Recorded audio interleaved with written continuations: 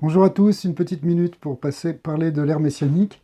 Alors, on est dans la parachat Yitro, la parachat du don de la Torah, et en introduction au don de la Torah, un des versets nous dit, dans Shemot 19.3, que Moshe Rabbeinu est monté vers Elohim, vers Dieu, et Hachem lui a parlé, et lui a dit la chose suivante, Kot toimar les bêtes Yaakov, ainsi tu parleras à la maison de Jacob, Vetaged les bêtes Israël, et tu diras au, au, à la maison d'Israël. Alors, il y a deux mots qui sont employés ici, la maison de Jacob et la maison d'Israël, d'accord?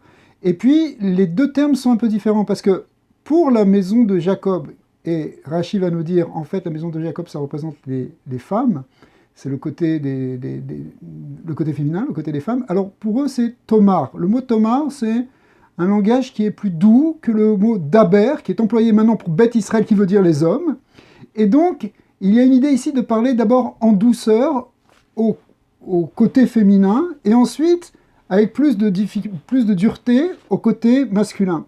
Alors, le rabbi apprend de là que, en fait, c'est pour chacun que ça nous parle, parce qu'on a tous un côté féminin, un côté masculin. Le côté féminin ici, il faut le prendre en douceur. Et il explique que lorsque quelqu'un il se prépare pour recevoir la Torah, lorsqu'il veut avancer dans la Torah, il doit se concentrer plutôt sur les choses bonnes, sur les choses agréables, pas sur les choses difficiles et dures. Ça va venir après, éventuellement. On est maintenant dans une période qui est une période que le clan Israël n'a jamais connue jusqu'à présent. C'est une période où on n'est plus dans le même exil que celui qu'on a connu pendant 2000 ans, où les communautés juives étaient en quelque sorte prisonnières et parfois interdites, soumises à toutes sortes de discrimination. On ne va pas revenir maintenant là-dessus, mais maintenant ça a changé. Et on est déjà dans le processus de Géoula, les étapes ont commencé, les signes sont là.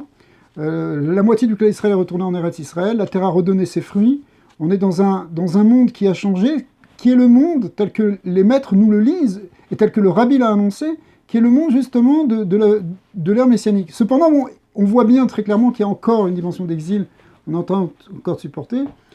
C'est pas encore complètement la liberté, mais sur quoi tu mets l'accent dans ton quotidien? Est-ce que tu mets l'accent sur le côté positif, sur cet esprit justement de liberté, sur cet esprit où on avance, où les choses vont se développant, où finalement le projet est en route vers quelque chose de bien, ou bien tu es en train, au contraire, d'être tout le temps dans les difficultés, dans l'amertume de l'exil? Alors ici, un des messages, c'est que il faut regarder le côté positif, il faut regarder le côté Géoula, et pas regarder le côté Galout.